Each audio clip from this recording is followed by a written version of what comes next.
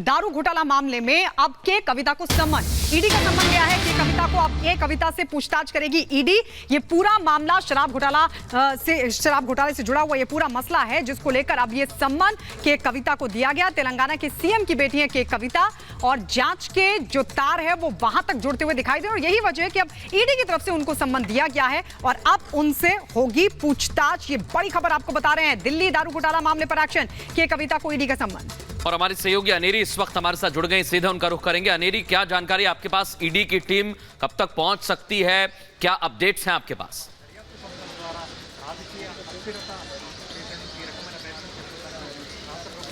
जैसे कि हम जानते हैं कि कल जो है अरुण रामचंद्र पिल्लई जो हैदराबाद के बिजनेसमैन है, उनको अरेस्ट किया गया था एनफोर्समेंट डायरेक्टरेट ने दिल्ली से। लेकिन अब जो है आज एनफोर्समेंट डायरेक्टरेट ने के कविता जो केसीआर तेलंगाना मुख्यमंत्री की बेटी है, उनको कविता को समन्स दिया गया है और कहा गया है कि कल जो है उनको क्वेश्चनिंग के लिए आना होगा। लेकिन समन्स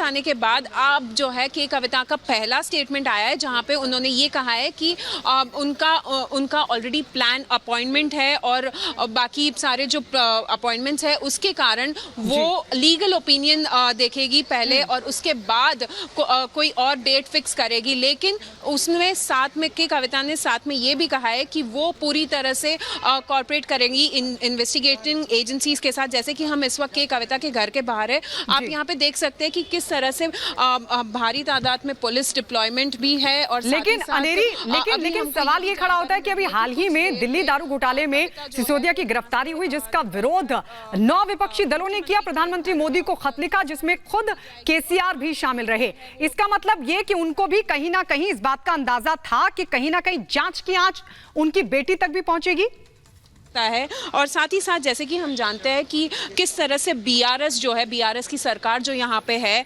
वो बीजेपी पे हर बार अब यही आरोप लगाती आई है कि बीजेपी जो सेंट्रल गवर्नमेंट में है वो सेंट्रल एजेंसीज को मिसयूज कर रही है। और हालांकि तेलंगाना में इस साल के अंत में इलेक्शंस होने हैं, इसीलिए सेंट्रल गवर्नमेंट जो है वो ईडी, सीबीआई और बाकी अन्य सेंट्रल एजेंसीज को बीआरएस नेताओं के खिलाफ इस्तेमाल कर रही है। लेकिन इस वक्त जैसे कि हम लिकर स्कैम की बात करेंगे, के कविता का नाम इसके पहले भी आया है और क्वेश्चनिंग भी हुई है के कविता को दिसंबर 2022 में। हालांकि अब जो है एनफोर्समेंट डायरेक्टरेट ने आज के कविता को समन दिया है कि कल उनको दिल्ली में एनफोर्समेंट डायरेक्टरेट ऑफिस पे क्वेश्चनिंग के लिए आना है। हालांकि के कविता का जो स्टेटमेंट आया है उसमें वो ऐसे कहा जा रहा है कि वो जो है आगे लीगल ओपिनियन लेने के बाद वो डिसाइड करेंगे कि कल जाना है या फिर और कोई डेट फिक्स होगा क्वेश्चनिंग के लिए।